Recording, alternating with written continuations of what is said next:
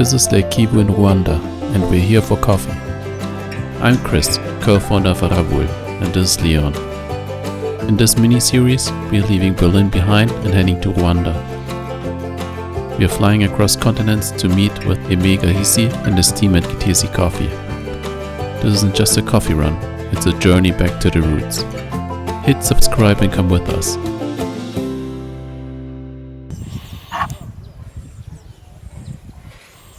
It's our third day at the Gitesi Coffee Washing Station. I'm with Aimé, who's the director, as you know, and the brain behind the operations. Yesterday and the day before, Aimé gave us a tour of the whole washing station, starting from where you grow the coffee and climbing up the steep hills, which was really exhausting and quite amazing how steep it gets.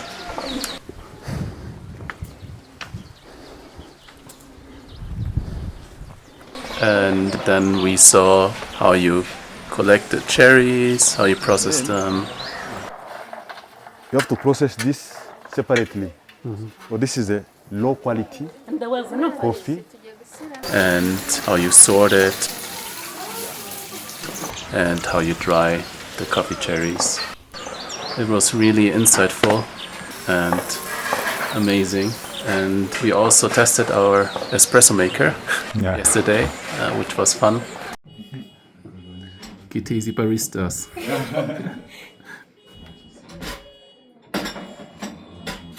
Automatically stop? Yep. Yeah, it was something special because I'm not used to. It was the first time to use the machine, and I think the result was wonderful. The coffee was. Oh, first cappuccino in the washing station. Yes, now we have our own cappuccino now. Oh, and how does it taste? Nice. Nice.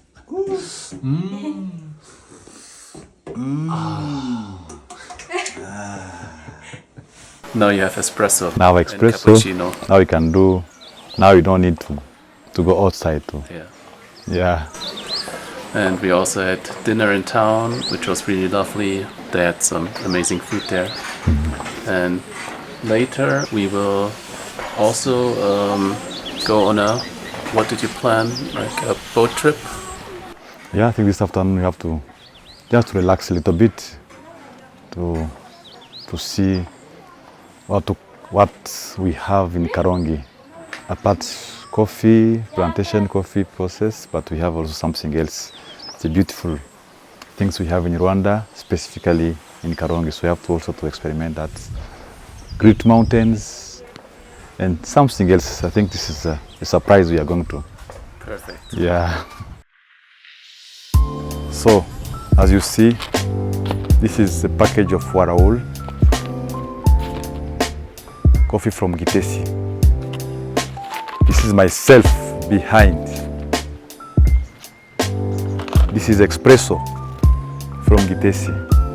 Thank you so much.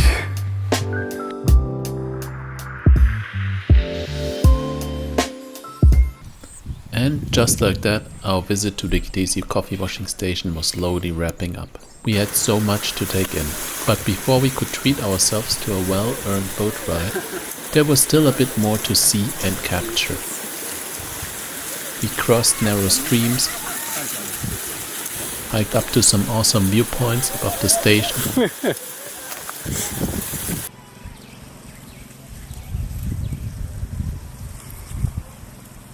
and filmed Aimé as he walked us through how his team processes specialty coffee. Fully washed coffee. Thank you so much. It really gave us a feel for the care and precision that goes into every cup. We also sat down for a long-form interview with Aimé, a deep dive into his journey, his vision, and what makes Gitesi Coffee so special. Eventually it was time to hop in the car and head back towards the lake.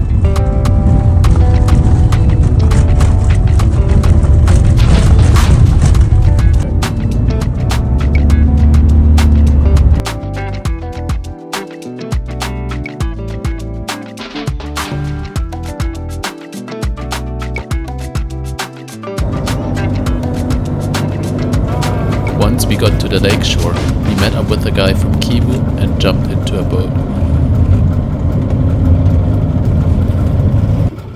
We headed out onto Lake Kivu, towards one of the small uninhabited islands.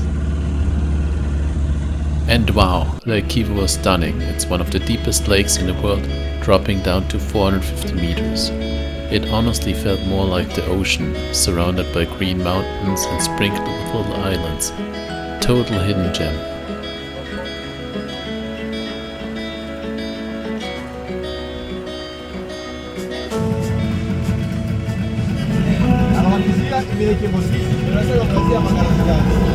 We landed on the island and followed a narrow path through dense forest. That's where we ran into a colony of bats roaming above us. They looked kind of scary at first, but we were told they were mostly into food.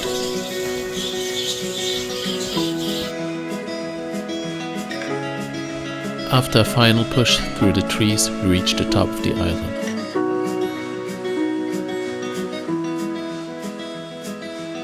And the view completely blew us away. The lake stretched out endlessly in every direction.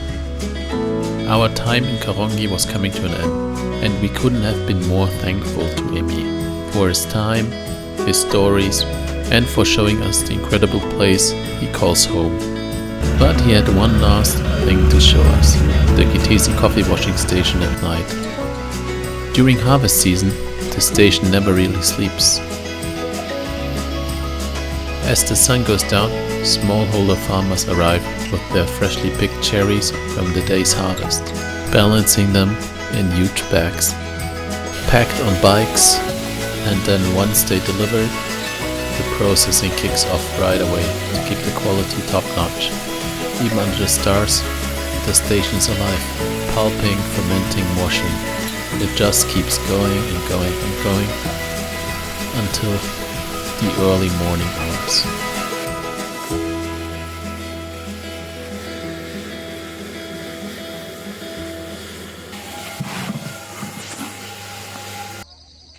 The next day, we packed our bags and checked out of our Airbnb.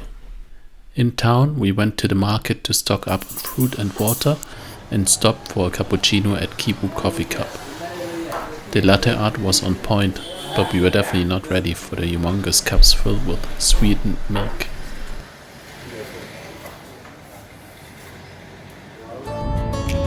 Then it was time to hit the road and drive back to Kigali.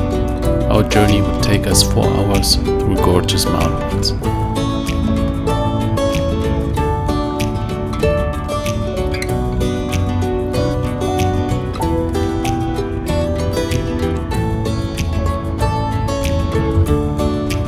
On the way, police stopped us to check if we had unpaid tickets, but our record was clean.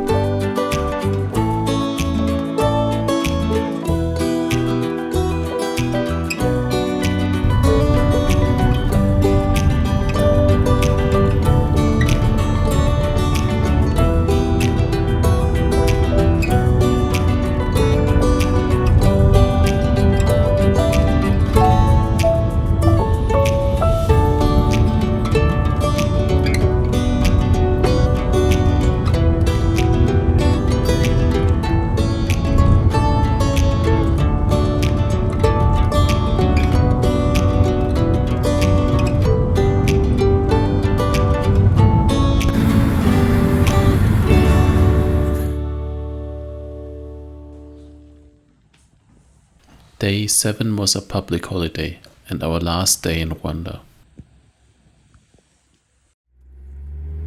Aimé, who had also traveled to Kigali, picked us up from our guest house and brought us to Ikawa House. Ikaba House is a coffee company that provides a quality control lab and consulting services for coffee producers, so producers can cup their coffee and assess its quality.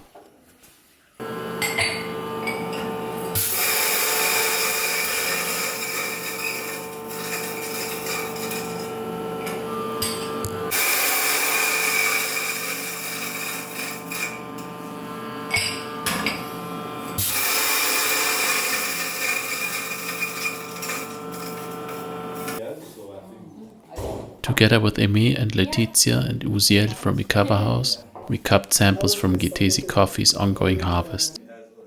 Cupping is a method of tasting coffees for coffee professionals. Coffee beans from different lots are ground with the same grind size and then steeped in water at the same temperature. Then you smell the coffee and slurp it from a spoon. This makes it possible to compare the individual tastes against one another and note any specific taste notes or defects. The goal for Aimé was to test and see if anything needed to be adjusted in the harvesting and processing. Yes, you should break. Of course, you should break. Yes. It's your coffee. Okay.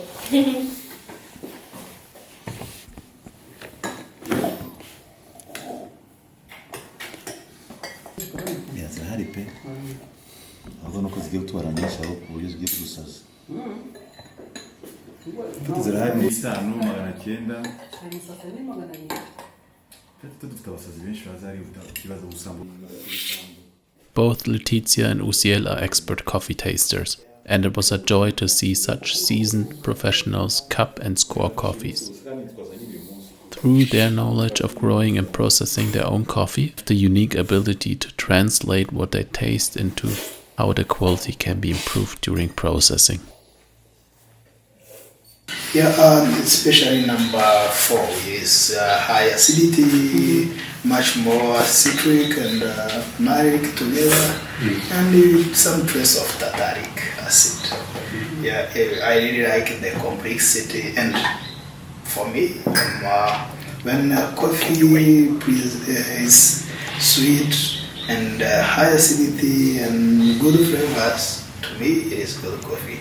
Which is a bit different to Letizia, who is looking. You understand? She's coming much more sweet than acidity, but much more acidity and clean cup. It is clean and you can't say good acidity without sweetness. The sweetness is there.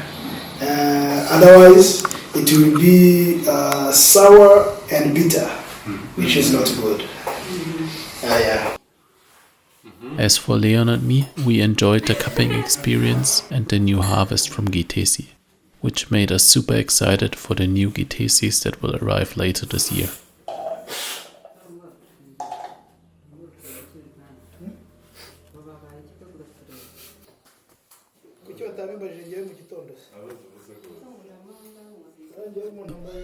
A special moment for us was when Uziel put the warawul sticker on the wall at Ikaba House. Oh, your sticker is on. Yeah. Yes.